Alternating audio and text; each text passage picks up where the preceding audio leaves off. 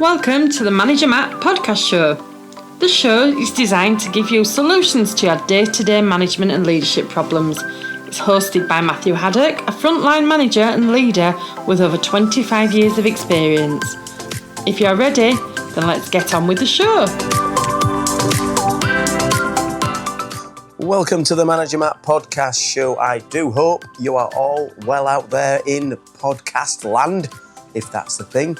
I hope your team's doing well. I hope you're delivering results. I hope you're doing well. I hope you're doing mentally well and physically well in this crazy world we seem to be living in at the moment. This week, I want to talk to you around how we can set world-class objectives for our team. Now, by setting world-class objectives, we can get world-class results. That's an obvious thing. When you hear the saying, what gets measured gets done. I know it's an old saying, but it's a true saying. If you don't know what you're meant to be doing, you don't know what you're measured against, you don't know objectives are being set for you, how are you meant to deliver results? And as a leader, you need to make sure you're setting realistic results or getting realistic results from your team by setting world-class objectives to measure them against. What does that mean then? How does it really come about? How do you set world-class objectives? Now, of course, you could go and Google or other search engines are available what other companies' objectives are. You could take the mission statement of a company and boil it down. That's one way of doing it. If you're working in a business, then you could obviously take the work that you do and the business you work in and have a look at how they can deliver results and how they, as the business further up or in different areas, measure this idea of world-class objectives. And if you're in a bigger business and you're lucky enough to have systems that work that way, that's where a lot of people would do it.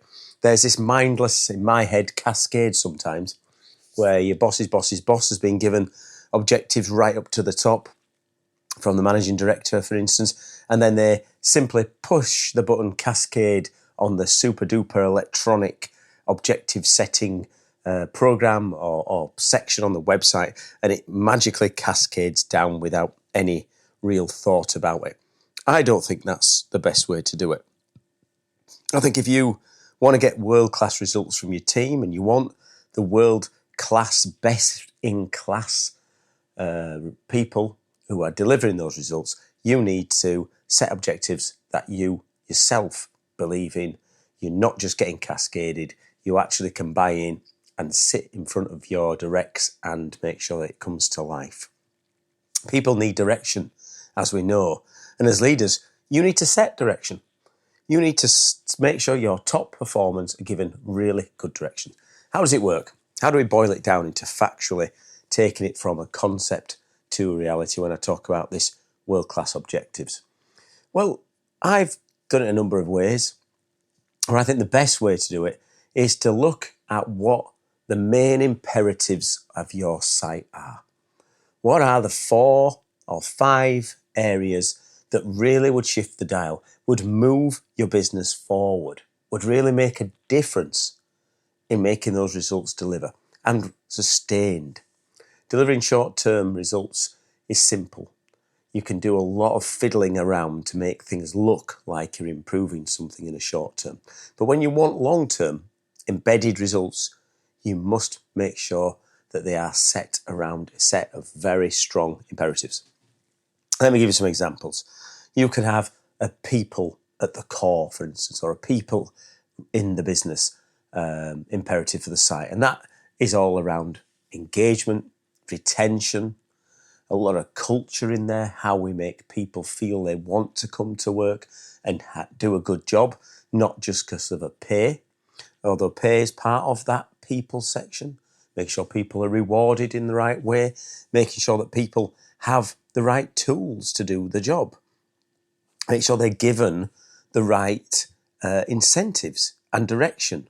That all comes under this idea of people, people within the business. How do they really kind of say it? And also in the people section is safety. How do you make sure that your people are safe by good risk assessments, accident investigation? When we talk about retention, do we get the basic hygiene factors right? Is there somewhere where people feel safe psychologically and physically? Do they get the right vending machine or the right coffee in the restrooms? Do they have somewhere they can rest and take five and be social? What happens when you get a lot of turnover in that people section that you're setting? Do you set different targets if you have lots of people on absence, for instance? And look at the development side. What skills and progression do you get to your team when you talk about people? So that's one element of the imperative you could work around, this idea of having change and people at the core of what you do. Then you've got to look at your business numbers, the way that it affects it. So normally one of the imperatives is around the P&L or the profit and loss account. And things like that are, how do you control your spending, for instance? How do you control the inventory in your business? How do you take data and make sure the data's working to make sure the business is there if you're in that side of work? How do you take out complexity and make it simple for the business to run?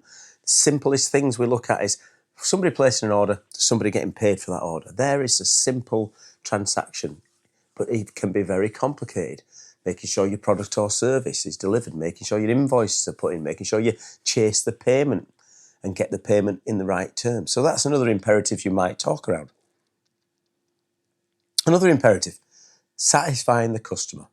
Whatever you're doing, you should be starting from the idea that the customer needs to be satisfied. So how do you satisfy your customer? Is that through new products and service? Making sure that you've got a way of bringing in new products and service into it. It's about making sure you've got the right products on the shelves or right service. So reviewing what you do. Is it around making sure the product is safe? From a standards point of view, is it safe so it can be consumed or safe because it can be used? Do you make sure that the quality is right? So do you give people objectives around quality, around making the product right, around making sure the service arrives on time? People want the service on time, and nowadays, especially where we are with ordering things, you want it basically the same day or next day. You don't want to wait. So do you set objectives for your personnel team and your personal directs around those customer satisfaction? And the fourth one that I think is very important when it comes to the imperatives is around how your business is being run, nuts and bolts. How efficient is it? And that could be around managing the controllables. So making sure that people know their roles and responsibilities. Do you give goals and objectives around setting people goals and objectives? Sounds bizarre, but you see where I'm coming from. You look at your efficiencies of your labour. Are people being used and utilised correctly? Are you spending money on downtime? So do you have an engineering objective around reducing downtime to make the business more efficient? Do you look at how you can, again, remove the waste levels? Those ideas of overproduction, giveaway, wasted time, changeovers that are not needed. How do you get that? And complexity. How do you remove business complexity from business efficiency? So there's a few examples. You can go and find different ones. Don't overcomplicate it. If it's practical nuts and bolts that you want to know at this point in setting world-class objectives, is don't overcomplicate what you're doing. Work around an imperative. Don't have more than 4 or 5, maybe a max.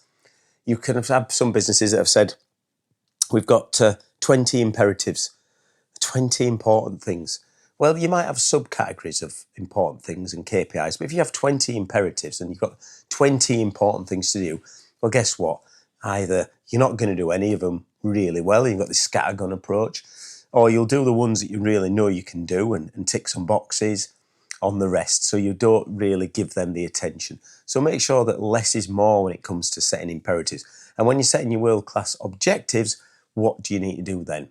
Well, you can use your SMART, this idea of it being specific and measurable, actionable, and time-bound. So there's the SMART version. You can look that up anywhere, so I won't go into too much difference. But when I sit down with my team, I'm going to be looking at maybe the first parts of that.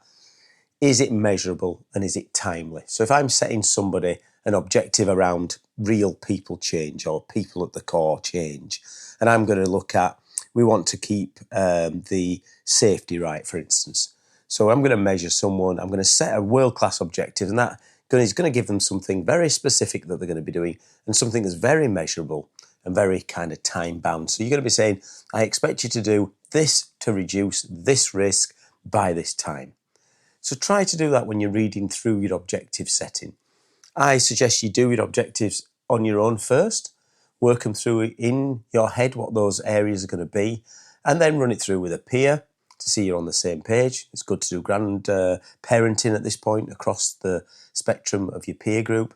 And then, of course, sit down with the direct and explain why these objectives are important, explain why the imperatives for the site are important, so they should understand that, and then how this world-class objective is going to make it so much simpler for that person to deliver. As I said at the beginning, people want to be measured and they want a deliverable that makes it easy for them to see where they're going rightly or wrongly. When you sit down and do your one-to-ones and your reviews, which I suggest you do either every couple of months or every 3 months a minimum, you can talk around those objectives you've set. Are they being fulfilled? What are the blockers that are stopping them? If they're successful and they're going in the right direction, is there any more objective you might want to add in? When we do objectives, we get into this obsession that they have to be a year-long objectives. Some of them might be. Some are ongoing. Others are very time-bound, so they may be short-term. If you're only going to be there and a certain product only runs at a certain time of year, or a service only runs at that time of year, you have to deliver it in that time frame. So it could be a lot more compact. So think about that when you're setting objectives. And of course, record the objectives. If you've got a fancy system or even a non-fancy system, use a system. Make sure you're recording it. Make sure people know what they're expected to do.